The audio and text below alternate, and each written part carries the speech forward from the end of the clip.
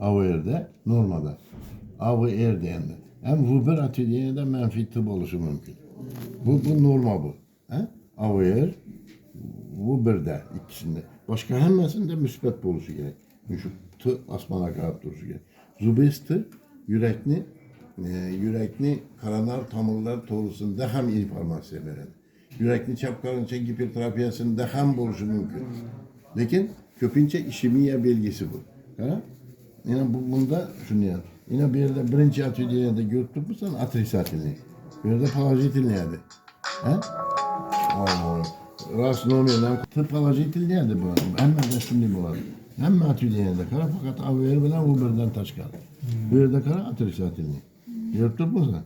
Keyin indi kara AVR atölye'de. Görüyor musun yine? Menfi.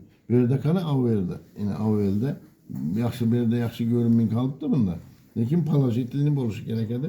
Bir yerde ham. Indi bana bu V1, V2, V3 deyen atölyeler yürekli al divarınınki. Gördün mü sen? V1, V2, V3'lerde. Görüyorsun mu?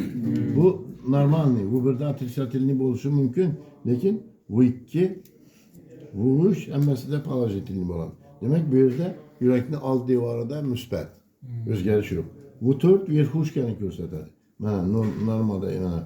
Verxuşkədə. Mənə birdən verxuşda yürekli uçu normal işimi. Lakin V5, V6'nı gördük mü sen? Mənfi tırını gördük mü sen?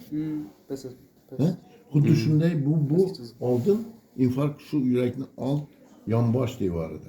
Birinci AVL V5, V6 degan yürekli alt yan baş divarıda infarkt o'tirganda melkochagoy infarktning belgisi.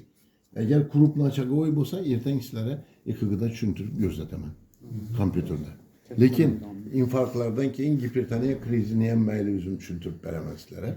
Ertaga sizlar ertaga namon o'qib kelishingiz kerak.